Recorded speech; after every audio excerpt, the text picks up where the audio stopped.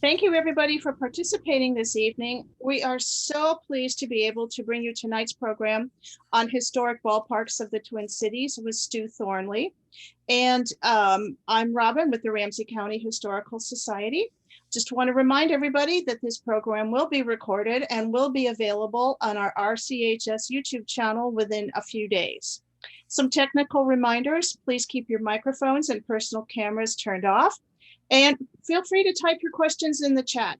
We'll have questions during the program as well as at the end of the program. After the program, I'll turn off the recording and you may turn on your microphones and cameras so we can all talk together. Please consider supporting the Ramsey County Historical Society. We rely on the support of members and friends like you to continue to present these programs and all of our efforts. And there are some great benefits to joining, including our wonderful quarterly magazine, Ramsey County History. And we also have a new coloring book. All of those can be found on our website. You may find out more about other programs on our website as well, including a new program that we have coming up in June, on June 22nd, a very special program with Professor Carlos Hill. Will be sharing his new book on the Tulsa Massacre, which took place 100 years ago this month. I also want to thank our partners, the Roseville Library, Ramsey County Libraries, and Judy Woodward, who is here with us today. And to purchase books, please see our partner, Subtext Books, at subtextbooks.com. And I'll put a link in the chat in just a few minutes for Stu's book, Historic Ballparks of the Twin Cities. You can order it right off their website and have it delivered or pick it up. So the Ramsey County Historical Society acknowledges the sacred Dakota land. Minnesota Makoche, the land where the waters are so clear they reflect the clouds, is the ancestral and contemporary homeland of the Dakota people. It is also home to the Anishinaabe and other indigenous peoples. The Ramsey County Historical Society acknowledges that its sites are located on and benefit from these sacred Dakota lands. Ramsey County Historical Society is committed to preserving our past, informing our present, and inspiring our future. Part of doing so is acknowledging the painful history and current challenges facing the Dakota people, just as we celebrate the contributions of Dakota and other indigenous people. You can find our full land acknowledgement statement on our website, which includes actionable ways in which Ramsey County Historical Society pledges to honor the Dakota and other indigenous peoples of Minnesota Makoche. RCHS is committed to presenting the stories and histories of everyone in our community, and we are so pleased to bring you tonight's program, which promises to be a lot of fun. And I want to thank Stu Thornley again for coming tonight. Stu has been researching Minnesota baseball history for more than 40 years. He is an official scorer for Minnesota Twins home games and is a member of the Major League Baseball Official Scoring Advisory Committee. So thank you, Stu. Hey, thanks, Robin. Enjoy being here. I'm looking forward to getting back down to your historical society when it's open again, to the libraries, everything else like that. I see Rich Arpey is on tonight. Rich is with Ramsey County Historical Society. Got quite a few of our friends from the Society for American Baseball Research. Two relatives, one of whom I'm related to by marriage, and my cousin Cheryl's out there somewhere. So thanks for tuning in. And I'm going to be showing slides, and we'll talk about those. And go ahead and put stuff into the chat box too if you have questions. I've got an eye on that as well, and I might be able to take some of the questions, because if we're talking about a particular ballpark and we've got it up on the screen, that might be a way then too to throw the question in there and we can get to it while we're still looking at it. But I'm going to share my screen now, and I could ask a question like, how many of you have been to Nicklett Park or to Lexington Park? And I bet some of you have been, but I don't know if anybody. There we go. Anybody been to this ballpark? I don't think so, because you have to be about 130 years old. This is, you can see it right there in the middle of the screen, Athletic Park in downtown Minneapolis. And if you've ever been to Butler Square, that's the site of that ballpark. It was on First Avenue North, a block north of Hennepin Avenue. And if you want to get your bearings in another little way, if you look just above that, on that one block where there's a water tower or something like that, that's now the site of Target Center. That's where the Timberwolves play. And then go a little bit to the right where we see the silos and the tracks and all that. That's Target Field where the Twins play. So I like how the history is connected here, that as we go back about 120 plus years, we're only a block away from where baseball was being played by a minor league team in downtown Minneapolis. Just to the left of it on Hennepin Avenue, that big kind of maroon structure there was the West Hotel. And the West Hotel was, yeah. I'm sorry to interrupt, but could we see one particular slide? Because what we have is your whole screen with all the slides very small. Ah, okay. I'll tell you what, let me go back. In fact, Brenda's, let me start again on this. I'm going to stop sharing. And then I'm going to open this back up. And now I'm going to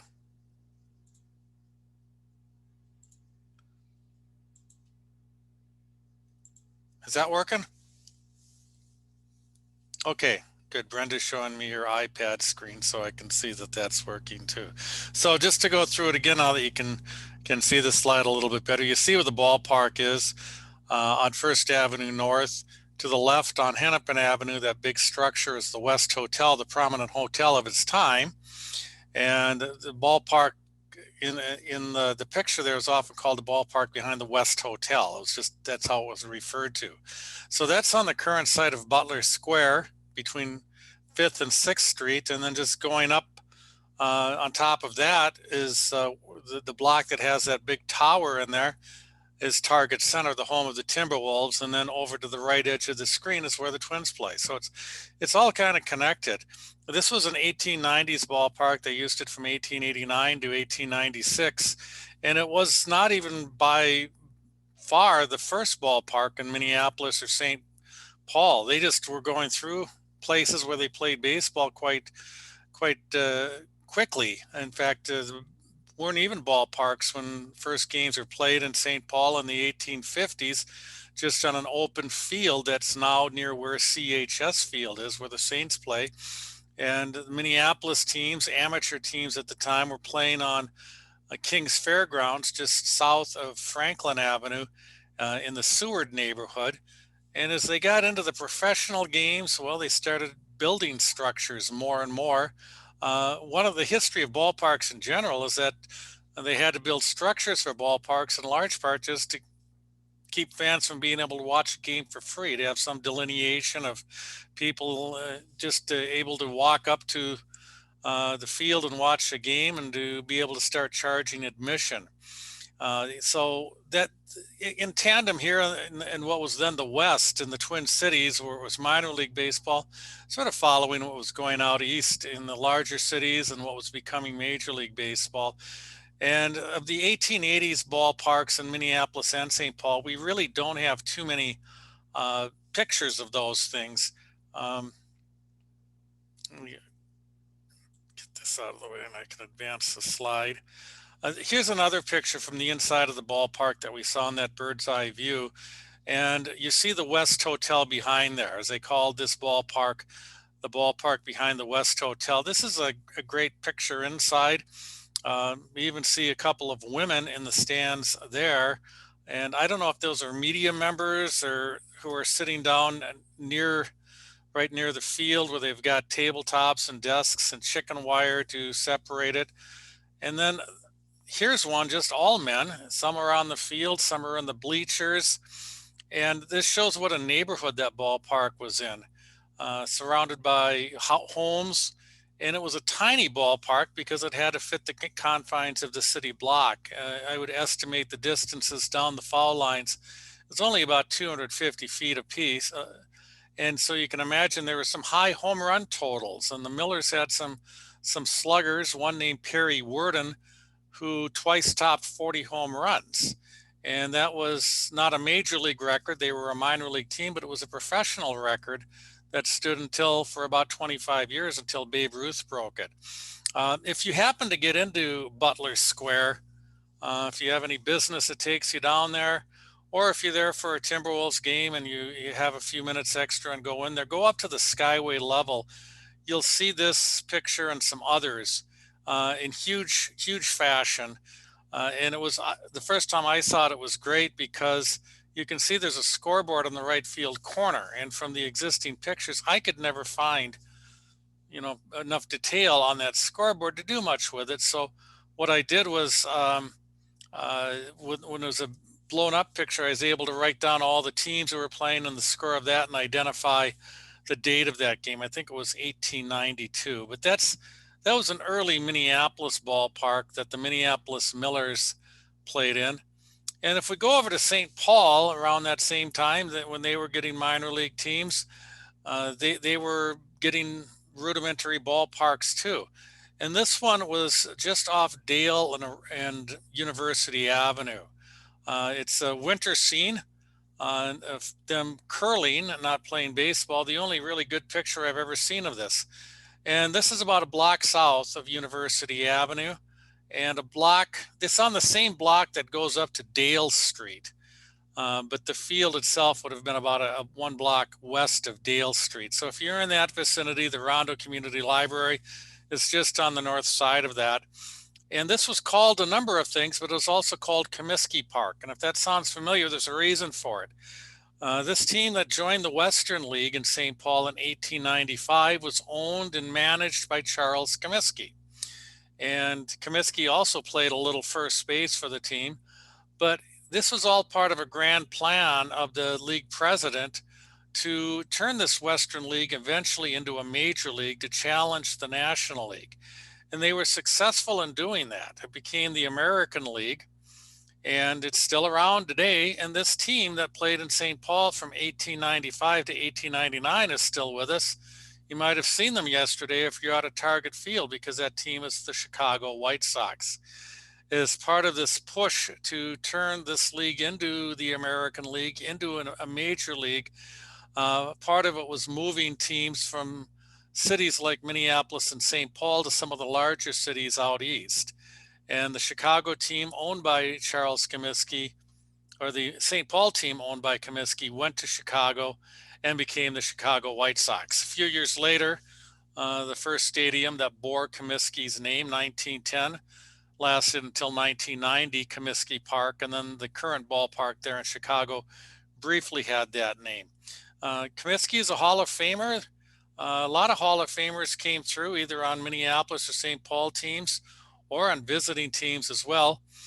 As the Saints got into the 20th century, they did have a new ballpark that they were using, and I'll get to that one. But that ballpark on Lexington Parkway was so far removed from the city at the time, it was hard for fans to get out to it. So in the early part of the 20th century, they moved to a ballpark that was called the Downtown Ballpark. And this is, you'll see it here, the St. Paul Baseball Park. And this is in the shadow of the Capitol. Just to the right of the ballpark there, which would be to the south, is now Interstate 94, the Spaghetti Junction portion of it, with 35W or 35E, and then across that is downtown. All of downtown sort of blended together at the time. And in this one, we can also see, not a baseball scene again, we get only wintertime pictures of it, but the Capitol Rotunda that was being built when this ballpark opened. So it was pretty good for people as they were watching baseball games here that they could also see the new Capitol going up. This was also a tiny little ballpark, so much so that it was called the pillbox, and also balls that were hit over the fence weren't necessarily home runs. If they went over the fence down the line at the shortest distance, it would be a double. And there were a couple of poles out there towards the outfield that delineated where a ball going over the fence would no longer be just a double, but would be a home run. I'm going to go, well, okay, I kind of jumped ahead. I said I was going to talk about Lexington Park in St. Paul. And here's one picture of it. This is where the Saints played from 1897 to 1956. One of the reasons that they built this ballpark, and this was when Charles Comiskey owned the team, they built it to get a little farther away from the city so they could play games on Sunday. The ballparks that were close in, especially if had churches in the neighborhood, they got a lot of local opposition to playing ball on Sunday. So in 1897, the new ballpark was built and Charles Comiskey moved his Saints into it. Lexington Park, about only about a mile farther west of where they had been playing, but still kind of far out, far enough that they could play on Sundays, but also kind of distant for the people getting to the ballpark, which is why they went to that smaller ballpark near downtown St. Paul later on. And I don't have a great panoramic picture, but I'm going to go back and forth with these two. And you can see there's a big crowd.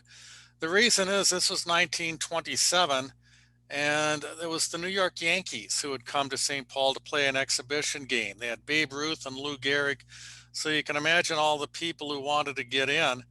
But this is going to show you just how far it was normally when there weren't fans on the field, how far down the line it was. If you just follow the fans and then go out to where you see the foul pole there in right field, that was 365 feet away from home plate. And you can't really see it with all the people on there too well, but there's an embankment or an incline that goes up. It slopes upward and the fence is on top of that. So that was not an easy target for left-handed hitters to hit in those days. You might also see behind some equipment that's from Key's Well Drilling. And Key's Well Drilling is still in existence. It finally moved from this site maybe 15 to 20 years ago down on Homer Avenue by Shepherd Road. But they were always prominent beyond the right field fence there. So this is the same picture, just a different shot. I'm going to go back here. And you see fans on the field there that obviously constricted the field of play, but normally look farther out. People are sitting on top of the fences there, lined up against the fence. That corner out there, that had to be close to 500 feet. You know, nobody was going to hit one over the fence there. If you could get over to the center fielder's head and it rolled, you could get an inside the park home run or something like that. But Lexington was a big ballpark. They had a lot of space there. And the building on the left behind the fence there, that's the Coliseum. It was a dance hall roller rink for many, many years. And it was easier to hit home runs to left field. I think it wasn't that far off. And the roof of that Coliseum there was often the landing spot for home runs for a lot of hitters. One of them was Roy Campanella, who played about 6 weeks for the Saints in 1948. And he always had good memories of that Coliseum because it just, to him, it was a target that was easy for him to hit with his home runs. There's a good overhead view of Lexington Park. This would have been in the 1950s, and you can see the neighborhood. I hope some people remember that building down in the lower right, the prom ballroom. And then that's University Avenue going by. As we go to the left, it's going towards St. Paul. And Lexington Parkway runs beyond the Coliseum, beyond the left field fence there. That building in the corner there, maybe you stop there once in a while, that's a White Castle. I get there all the time. If you go there for lunch or breakfast or anything, wander down Lexington, just to the south a little bit, to where the Coliseum was. There's a TCF bank, and they have a plaque there and a display for Lexington Park. So the ballpark is gone, but they do have some reminders of it. This shows that the ballpark is spacious. At the time it was taken, it was after they moved the right field fence in. I had mentioned that it was 365 feet on top of an embankment, and it became a little bit more manageable for players to hit after a gale blew down the fence in 1950. So they had to rebuild it, and they rebuilt it a lot closer. And there's a great neighborhood shot too. You see Lexington Park in the middle. And here we're looking along University Avenue towards the west, towards St. Paul, or towards Minneapolis. And beyond it, toward the left part of the picture there, kind of in the center, well, you see some things that aren't there. One is Rondo Avenue. That was the Rondo neighborhood, especially as you got closer to St. Paul. That's now the freeway. And across that, Griffin's Field, Griffin Stadium, which is used by Central High School. And you can see at the far left there, that is Central High School. And then those fields beyond that, that's the Dunning Sports Complex. Now, Tony Stone Field is the main diamond there. So that's some looks at Lexington Park. Its Minneapolis counterpart is Nicklett Park, just off Lake Street, 31st and Nicollet in South Minneapolis. It opened a year before and closed a year earlier than Lexington Park did. First year for Nicklett Park was 1896, and this is a picture near the end of its history because this was the final Sunday game that they played there in 1955. The Millers were in the Minor League World Series playing the Rochester Red Wings. And that's maybe the most seen picture of Nicklett Park, showing the entry gates and the building with the ticket offices and the team offices and that tiled roof. This real distinctive picture of the outside of Nicklett Park. That would have been in the right field corner. And here we look at the overhead view of the ballpark. And if you look just beyond right field, you'll see at the corner of 31st and Nicollet that entry house, that building with the offices and everything, the entry gate there. And as we look at just beyond first base, that's 31st Street. And the streetcar barns, that's still a Metro Transit facility. That's maybe one of the things in that area that still has the same function that it did going back to when Nicklett Park was there. And Blaisdell Avenue running behind the third base line. And you can just get a glimpse in the lower left corner of Lake Street. This ballpark never did have frontage on Lake Street. You can see the buildings that were there beyond the left field fence.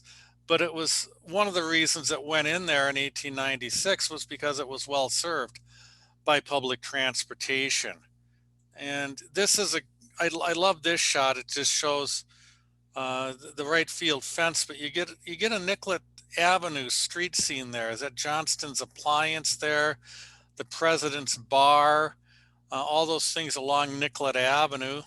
And some of them were still around. And when I was getting out, I went to the President's Bar in the 70s. It's all different now. Imagine driving down the street with a home run ball sailing out. They put up a net to try to protect the avenue, but you had hitters like Ted Williams in 1938 who could clear everything. Ted Williams had hit home runs that landed on the roofs of those buildings across Nicollet Avenue.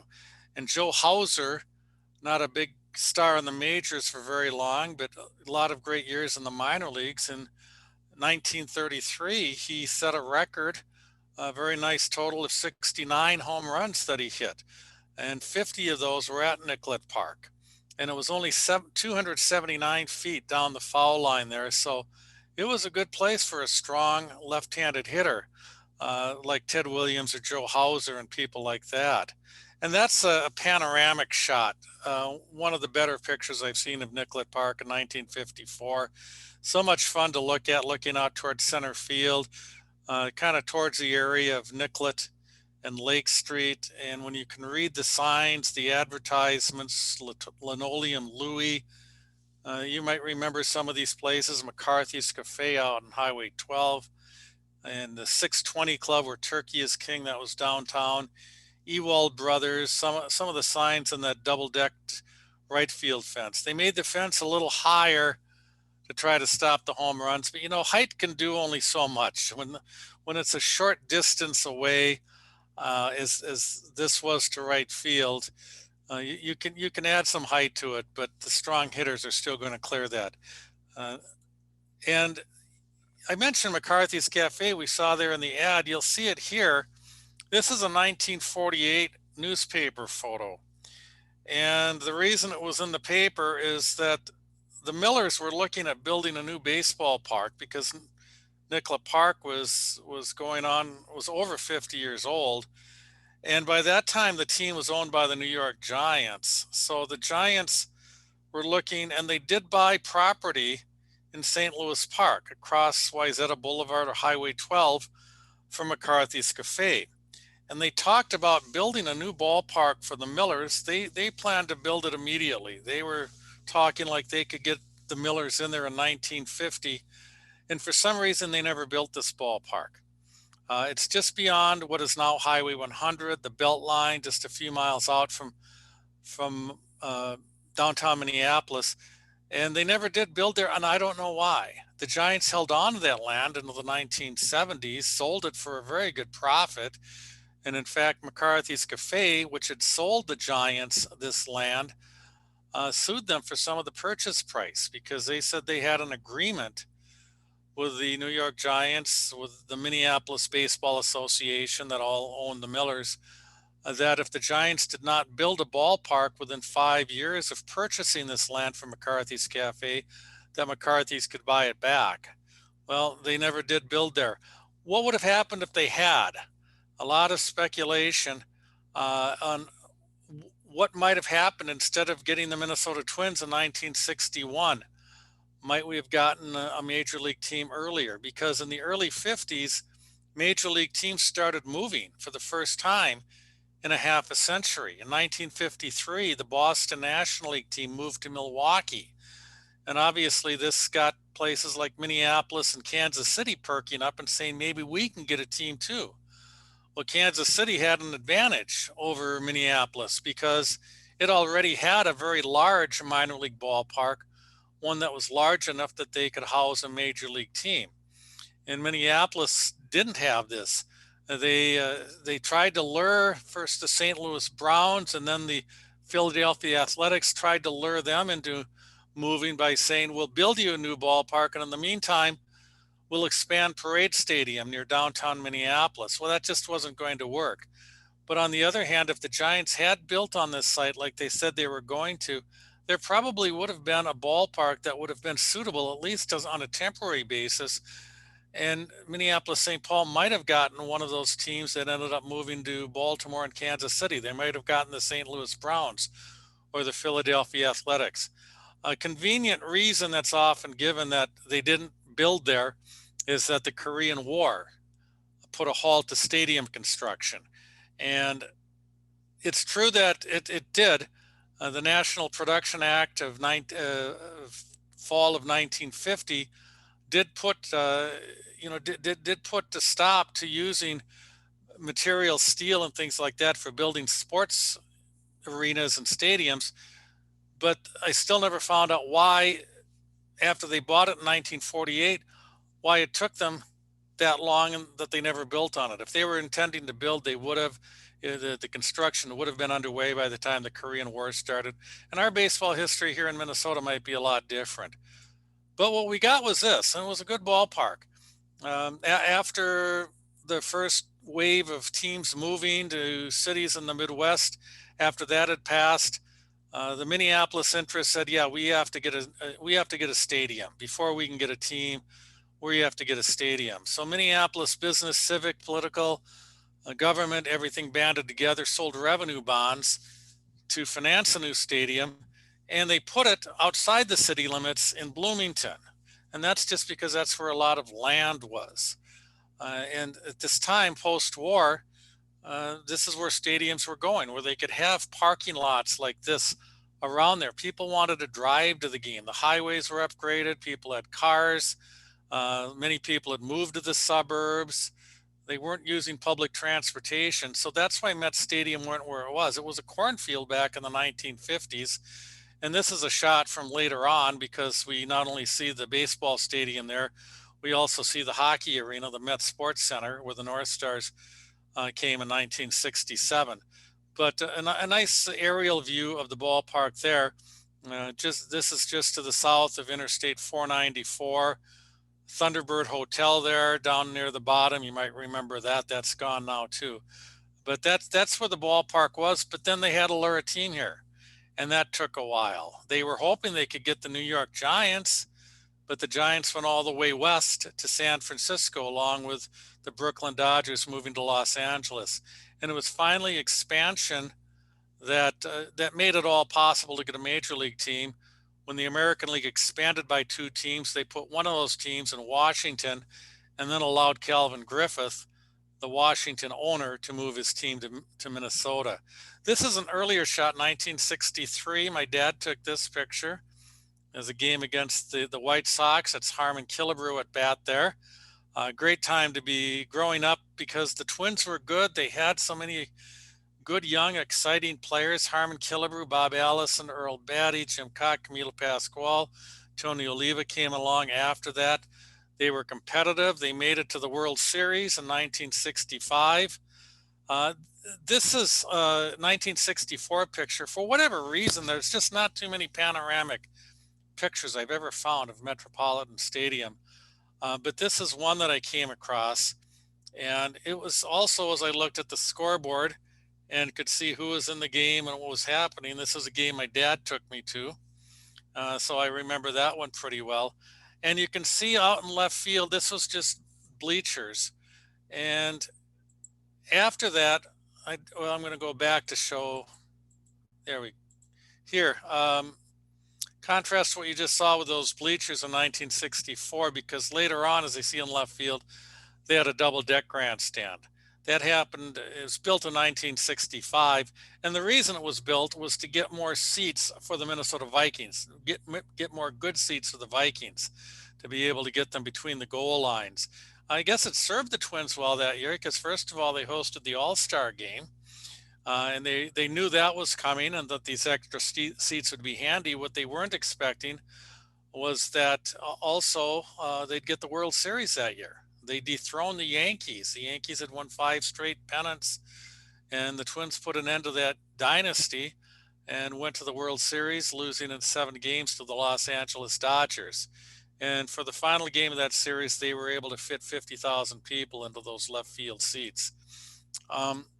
Okay, I was at this game. See if you can pick me out. That's me sitting at the top of the foul pole. I ended up getting this picture from somebody a couple of years ago. I just found out somebody had taken this picture and I saw it out there and I got in contact with the guy, Marty Peters. This was a big game in 1977. The Twins had been kind of moribund for most of the 70s, just not too exciting, not drawing fans, but they got exciting in 1977. Rod Carew was hitting like crazy, and they were fighting for first place with the White Sox, and they sold this Sunday game out. Rod Carew got 4 hits, and he put his batting average over 400. I was there with a group, and well, we started drinking in the parking lot, and then we probably snuck a few cans of beer in with us, and then we kept drinking. And by the 4th inning, this game, which ended up with a final score of 19-12, it was 2 hours old. And I don't know, I guess I'd had a few, and on a dare to climb the fall pole, I went out there and did that. So I did get arrested. I mentioned my cousin Cheryl's here. Her folks live not far from the stadium. They were the ones who bailed me out of jail that day too. So that's kind of a memorable day. I eventually did get fined $25 for that escapade. And to this day, I still talk to people who were at the game, and I'll ask them if they remember the drunk on the foul pole, and they'll say, sure enough. So we went from outdoor baseball to the Metrodome in 1982. That dome went down a few times. In fact, before they even played the first game in there, it was inflated in October 1981, and the snowstorm deflated it the following month. Most of the times it deflated, it wasn't serious, but it was after the Twins moved out, and when the stadium was nearly 30 years old, and a big snowstorm ripped the roof to the point that they couldn't repair it. They had to replace it. The Twins were already gone. The Minnesota Vikings had only a couple of home games left. One they moved to Detroit, and another to the Gopher Stadium. But this is on the edge of downtown Minneapolis. It was a long battle to get a new stadium. and different options were out there. But one of the things that they had to do is take care of the Minnesota Vikings, who had become a top level team and were playing in a baseball stadium that they just had their football gridiron jammed into, low capacity. So there were different options discussed, including building a new football stadium for the Vikings, remodeling Met Stadium for the Twins, but it all came down to a dome stadium on the edge of downtown Minneapolis that was for the Twins and the Vikings. It was a really functional place. I would say as a civic investment, it was really good. It was $55 million. It was sold with revenue bonds again. It had a liquor tax to back up the bonds, but the backup wasn't even needed. So it was really functional, and it was used besides the Twins, the Vikings, the Minnesota Gophers football, one season for the Minnesota Timberwolves, NCAA basketball, a couple Final Fours there, and all sorts of non-sports things. So it really, just from a civic investment standpoint, it was good, but it was just not lovely. It was a barren place, especially for baseball fans on nice summer nights, like to be outside or on a sunny day, and it was always inside. Some days the climate control was nice because it could be cold or it could be raining and things like that. But on the other hand, it just was the artificial turf, antiseptic atmosphere. I was fortunate that I grew up with Met Stadium and have great memories of that. But I also have learned that the people who grew up with their first baseball memories being this place have fond memories of the Metrodome. It's where they were introduced to the game. And this was the final game that was played there by the Twins. It was the playoff game against the Yankees, October 2009. The Yankees won it. That ended the season for the Twins. And there were some people I saw just feeling pretty sad in there after the game, kind of the way I felt when I was with my dad at the final game at Met Stadium in 1981. So even though many of us think of it as just kind of a rundown dump, it's still a lot of the memories. And the memories there include two world championships, of course. And then we went to the other end of downtown, opening in 2010. Vanessa Lambert of Bally Sports, or the producer for Twins games, took this out of an airplane and gave me permission to use it. Target Field down near the bottom, and then the basketball arena, Target Center, next to it.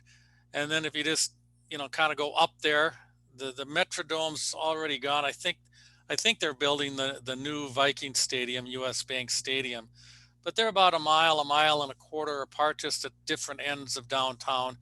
And so we've had Target Field, very nice, beautiful place, a lot of the amenities. Here's the first pitch ever in that ballpark, and it was a college game in March of 2010, Minnesota Gophers against Louisiana Tech. And that's the only two. You probably know what Target Field looks like. You see it on TV all the time. I hope you've all gotten down there a bunch of times. And but in St. Paul, the St. Paul Saints, and where they played their new ballpark now, CHS Field in Lower Town area. I guess that's the newest baseball park, the newest big baseball park that we've got in the Twin Cities. And they played in the Midway area for many years, and where they could have tailgating and things, but they moved into this new ballpark in 2015 it was. But let's go back to some other, just get out of the pro realm. If you have had the chance to get to Siebert Field and see the Minnesota Gophers, they're playing this weekend. Get out there. They're playing tonight in the rain, and they'll play tomorrow night and Saturday and Sunday afternoon. It's a beautiful ballpark.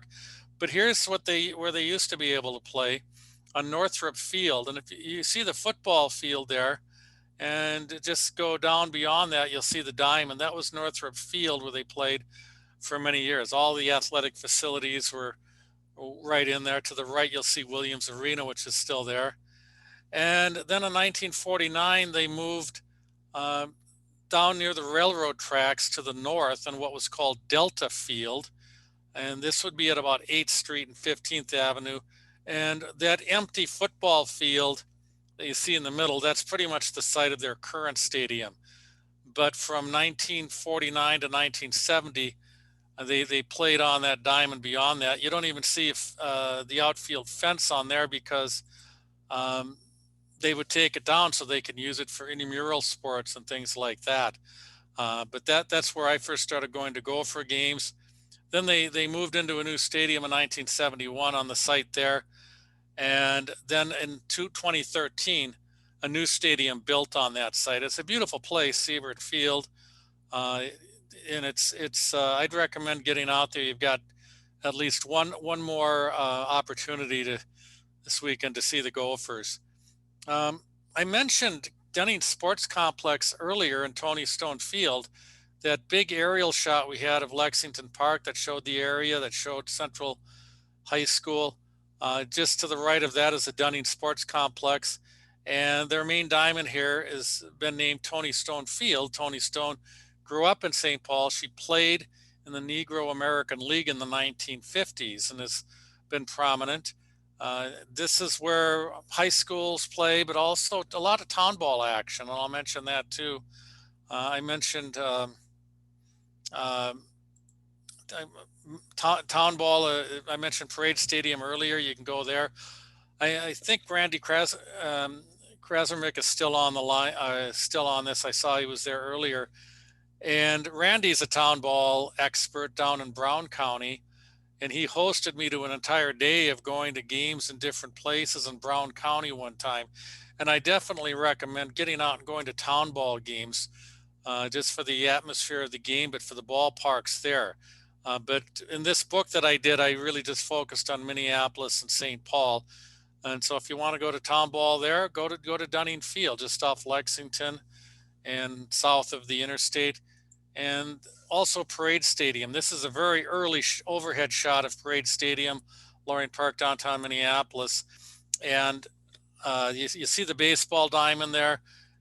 In the football field, which is no longer there, there is a soccer pitch there. Those both went in and were rebuilt in 1950. And in fact, they almost got knocked down by the Korean War and the National Production Act that prohibited using war materials to build stadiums, but the construction was underway on that already, so they were allowed to complete them. And this is another shot of Parade Stadium, and that's the run up to get onto Interstate 394, but Dunwoody there. And yeah, good. I'm glad I've got a shot here because I think this is probably the most scenic place to watch a game in the Twin Cities with the downtown Minneapolis backdrop there. And this is a Town Ball Classic a couple of years ago. In fact, the pitcher there for the Minneapolis Cobras is Cole DeVries. It's fun to see him because he had pitched for the Minnesota Twins. So I'm going to stop it there. I was hoping I could see into, I'm going to look into the chat. I was hoping to do that as we were talking, but I couldn't see the chat. Yeah, Mark Sturman does point out that Fenway Park, as I was talking about Lexington Park and that slope, that incline, and it was before they built the Green Monster, the big tall left field wall. They had a shorter fence, but they had an incline there named after Duffy Lewis, Duffy's Cliff. Those are kind of a thing of the past. Crossley Field in Cincinnati had an incline like that. And then the current Houston baseball stadium did have that up to about 5 years ago in center field. And, it could be treacherous for an outfielder to have to run up that incline after a fly ball or something like that. But so they took it out. But thanks, Mark, for pointing out that some of the other places there. Randy, who hosted me down in Brown County, he also lets us know that he was there at Met Stadium. We didn't know each other there. I'm glad that we've met later on, but saw the stunt there. So if people want to put any questions into the chat, or I'm fine if people are able to unmute and ask questions in any other way, be happy to take them. We've got some time, or share your memories, especially those of you who went to Nicklett Park or Lexington Park or some of those places. What it was like. I envy you because I was born the year that Nicklett Park was the last played games. I was too young to go there. But if you've got memories to share, please do. And Daniel Dorf is pointing out Midway Stadium in St. Paul. There were two Midway Stadiums in St. Paul. Uh, the first one was on the east side of Snelling Avenue, and it was a more elaborate stadium. Had a lot of seats. It was single deck, but they could have put another deck on there. And St. Paul was hoping by building that they would be in the race to get the Major League Baseball team, or to at least get some of the games played there. And that didn't happen. The St. Paul Saints played there as a minor league team for a few years. But then when the Twins came to Minnesota, that was the end of the minor league teams. And Midway Stadium was used for a lot of different things, state high school tournament and a lot of different things like that. And they finally tore it down in 1980 and built a smaller version of it on the other side of Snelling Avenue. And that version is the one where then the new St. Paul Saints went to play starting in 1993. And they had to expand it because the Saints were so popular. And they've and then finally built a newer complex, one that was nice enough that the Saints became able to become affiliated with the Minnesota Twins starting this year too.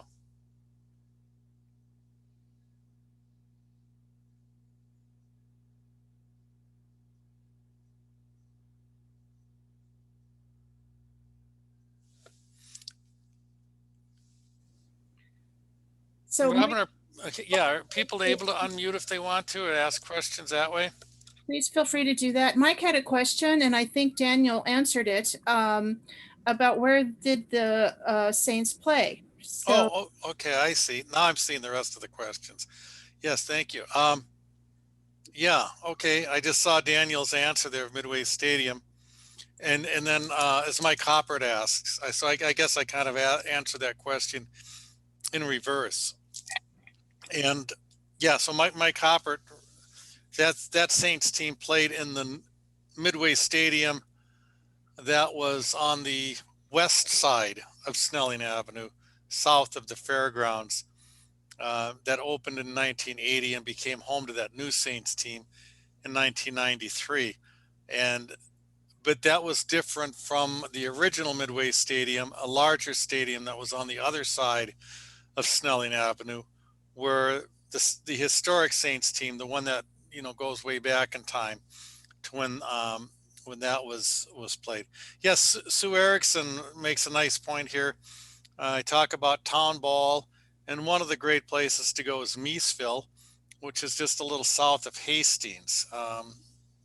It's one of the top town ball parks in the state, and a little easier for Twin Cities residents to get to. Just go a few miles south of Hastings. There is a great book by Todd Mueller called Town Ballparks, and it has about 25 to 30 town ballparks, and great information too, profiles of the team, things about the town, but some great photography in it. And if you can get that book, Town Ballparks, I'd recommend it. And it becomes kind of a checklist for places that you can go to watch town ball games. And but even better than looking at pictures in the book, the book that I did, most of those ballparks just aren't here anymore. You can't go back even to the Metrodome if you wanted to, but a lot of these town ballparks are still still in use, and you can still get that. Wes asks about the heydays of the Millers and Saints when they were at Nicklett Park and Lexington Park. Were they used for football too? Yeah, they were. I know especially Nicklett Park, because they would put a gridiron on there and bleachers on the field. It would be high school games. Minneapolis did have a couple of teams in the National Football League in the 1920s. They're not very well remembered. The NFL wasn't too prominent, but they played there. But Lexington Park had a lot of football on there too. So it's the way it was is baseball was once the predominant sport, and football would always just have to wedge itself in and play on a baseball stadium so often. And when football rose in prominence in the 1960s, that's when we got to this kind of ugly period of stadium design and the function, but not the charm, because in the 60s, a lot of the new ballparks that were built were multi-purpose stadiums. So they could be used pretty well for baseball and football, but they all looked alike. They were called cookie cutter stadiums. They were kind of generic. And eventually both baseball and football, I guess, got enough power and enough clout that by the end of the 80s and into the 90s, well, they didn't no longer had to share stadiums. They could both get communities to participate in building stadiums for them. And that's when the whole design for baseball went back to the old time look. The Baltimore's Camden Yards is kind of the model for what's called the retro park. So that opened in 1992, and it revitalized that harbor areas, getting back into the city, but using brick and different elements. And that's what we have in Target Field too. And not a multi-purpose stadium that just looks like all the others, but a really nice place that's got a lot of charm and things like that. How many of these stadiums, Mike is asking, did I act as official score? And the ones that I showed, just two.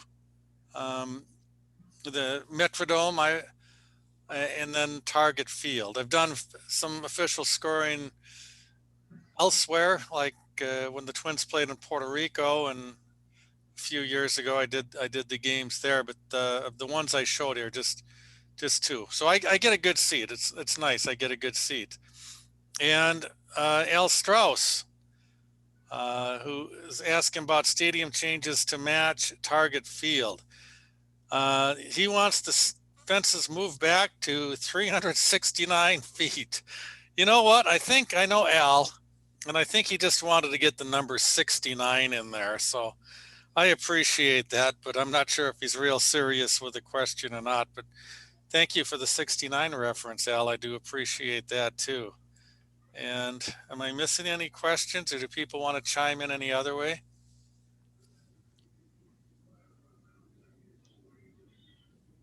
Rich Cohen here. Hi, Stu. How are you? Hi, Rich. Good to hear from you out in Hamilton, New York, right? Oh, excellent. Wow. Wow. Wow. Age is not bothering your memory at all. A couple memories. One is at Midway Stadium. Well, I don't remember the year. It might have been around 1970. My dad and I went to see the Gophers play in one of the preliminary games of the NCAA tournament, and Dave Winfield was pitching. Mm-hmm. They lost, but that's my one memory of that place. And then as far as Nicollet, we lived in Southwest Minneapolis. My mother would put us on the streetcar, and we'd end up at the old stadium on Nicollet. And my dad would join us later. His office was on 26th and Nicollet. And when I tell people the memory I'm about to share with you, everyone always kind of turns up their nose. One was I remember it being green and made of wood, but the other memory was the aromas when he walked in. And it was a combination, I was probably maybe 6 years old at the time, but it was a combination of hot dog, mustard, and cigar smoke. And you don't have that combination anymore, but I always had a certain fondness to that. Whenever I happened to be, even at Metropolitan Stadium, when you'd smell those things, it would take me back. And I was always hoping for a home run to right field so that when we would leave, I'd see some broken storefront windows, but I never saw those. But, those did happen. And I heard, you always hear all sorts of stories. I'd hear stories about how a home run at Nicklett Park would end up breaking the plate glass window when a burglar alarm would go off. And I did come across a game in 1950, a Saturday night game, because it was in the paper the next day. I think it was the Johnston Appliance Store. And it was a game-ending home run in the bottom of the ninth. And these stores there would put their awnings, they'd hang their awnings down to try to protect them that way from balls hitting them on the fly. But the balls could still hit the street and the pavement and bounce back up there. And it was in the paper about how this people saw the home run fly out, and then they heard a crash, and then they heard a burglar alarm. But I can understand why you would have wanted to see that. Rich, you bring up the smells of the ballpark. You brought up Midway Stadium and the Gophers playing there.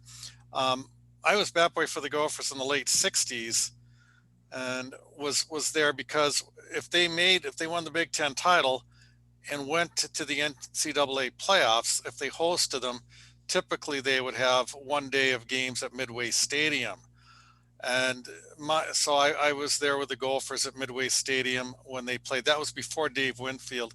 But you talk about the smells that take you back. For me, it was a smell of pine tar, because I'd be spending a day and picking up these bats with pine tar, and then I'd have to get their batting helmets. When they're on the bases, they threw their helmets into me because they didn't have enough helmets to go around. And those things were just loaded up with pine tar too. So that's my memory that kind of takes me back there too. Nicklett Avenue again, there was somebody who goes way back who wrote about this in one of the local magazines, what he called the greatest outfielders in the world.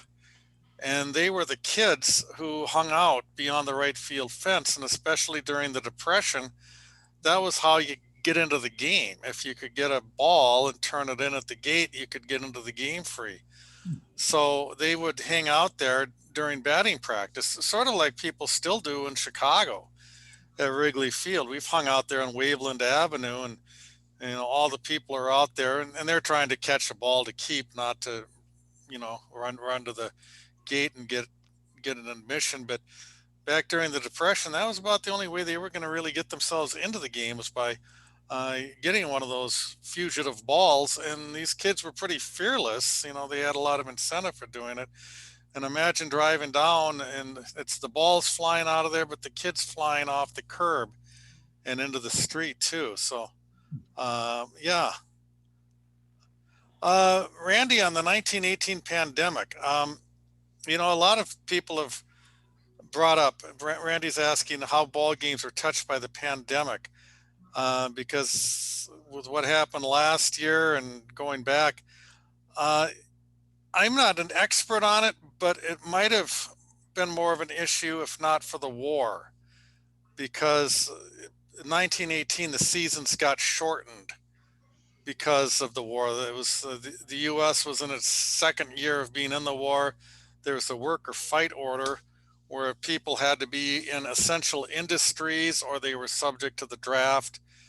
And the major leagues kind of made it to the end. They curtailed their season a little early, but the minor leagues in July shut down. So I'm more aware of how baseball was affected in 1918 by the war than by the pandemic.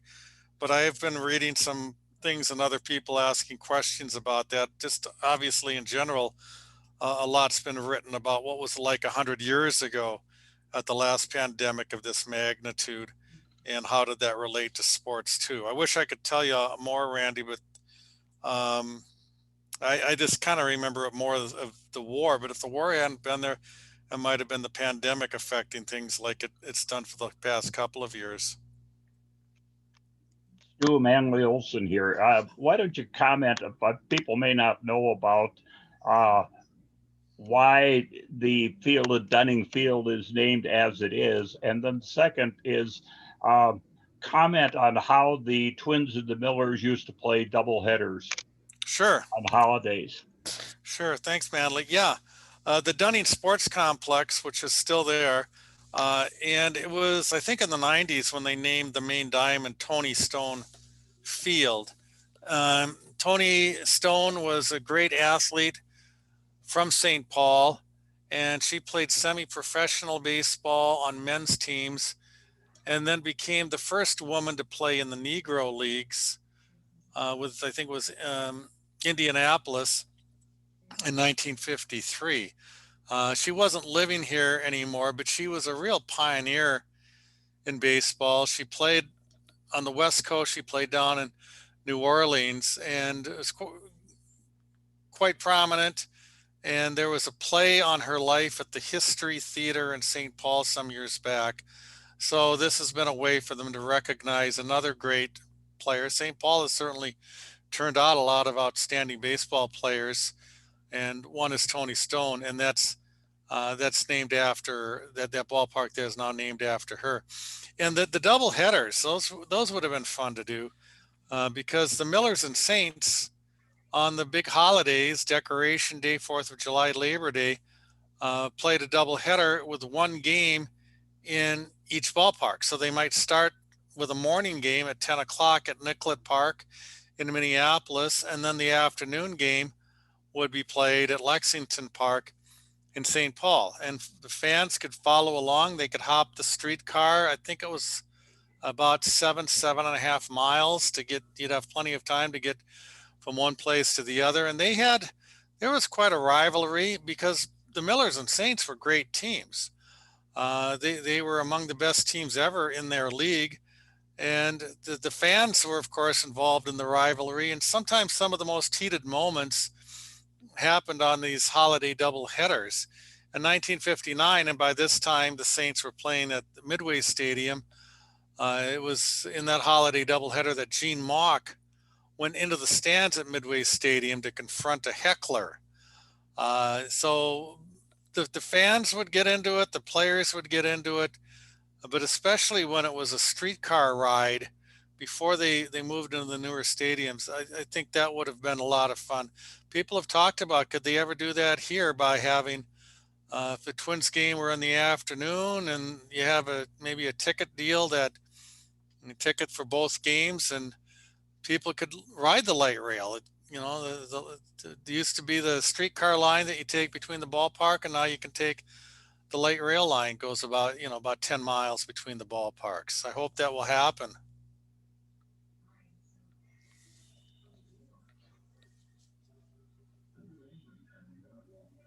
Are there any more questions right now? I have one for you, Stu. Yeah, hi, Doug. Hi, Miss Stu. It just occurred to me, was it the teams that are the owners of the teams that own the stadiums, and when did that switch to becoming the municipalities became involved? Yeah, I've got to think with Nicklett Ballpark going back,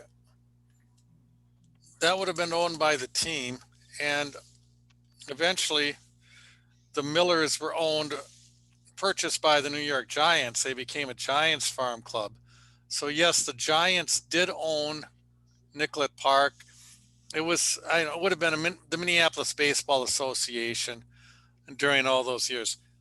And I think the same thing with St. Paul, although that wasn't originally owned by the team. It's a real estate developer who built Lexington Park, and they rented it. And I think by 1910, the team bought the ballpark too. But yeah, kind of a post-war thing where you started seeing more municipal type ballparks. Not necessarily after that. When I was growing up, the Cleveland Stadium at that time was called Municipal Stadium. That big mistake by the lake that they call it, that went by different names. But especially after that, where the communities were getting involved in building, or the stadiums weren't that expensive then. Now you're talking $500 billion, where the teams have to put a lot of money in along with the public, however it's done. But Met Stadium would have been built sort of as a public entity with bonds being sold and then a stadium commission. Probably more of a post-war trend, I'd say, Doug, that we saw that more common. And as those classic ballparks were going out, the ones that were built starting in 1909, as they were going out, and with it being a multi-purpose stadium, something like Veterans Stadium replacing Connie Mack Stadium in Philadelphia. Yeah, I think that's where the local governments would have been involved. It wouldn't just be one team or the other, because there was more than one team using it. And they were interested in having it used for multiple purposes. Right. Yeah, the function. The function of it all, and it was functional. Like I said, I'll give the Metrodome high marks on its function. It was, and not just for the sports teams. It was used by the community in so many different ways. But and sometimes the ambiance with the football isn't really as important as it is with baseball. But not only having a roof over them, but now a stadium with kind of standard dimensions, sort of symmetrical, as opposed to Target Field, where it's, you know, you look around the outfield and it's different in all spots, and the heights of the fences, and going back to the days with all the quirkiness of baseball stadiums, and the quirkiness just caused by necessity sometimes, because they were wedged into city blocks, and they didn't have enough political clout to move the streets like they had later. And that's why some places, the distance from home plate to right field at Nicklett Park was because there wasn't that much space between Blaisdell Avenue and Nicklett Park. Thank you. So Dave had a question, Stu. When the Millers and Saints stopped playing, did their franchises fold, or did they move to a different city? Yeah, they moved in the sense that they were both owned by major league teams at the time, and it just meant that the teams had to get a new top level farm team. And it was, you know, I should be more familiar with this, because the Millers at that time were owned in their final years by the Boston Red Sox. And what happened is, when the New York Giants moved to San Francisco, they moved into a territory where the Boston Red Sox had a minor league team. Well, so that displaced the minor league team. So the Giants said to the Red Sox, "Well, go take our territory in Minnesota." And then the Saints had been owned since the mid-40s by the Brooklyn and then the Los Angeles Dodgers. So when the Twins came in, it displaced both those teams. The Twins have to pay an indemnity to the owners of the minor league franchises because they're displacing them.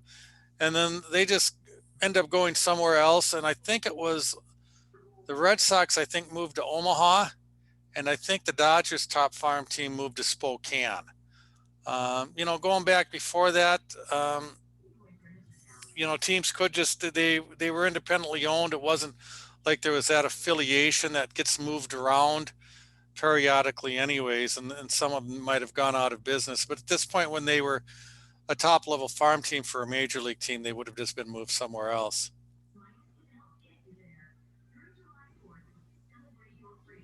Okay, thank you, Stu. Thank you, everybody, for being here. I just want to remind everybody to check out Subtext Books.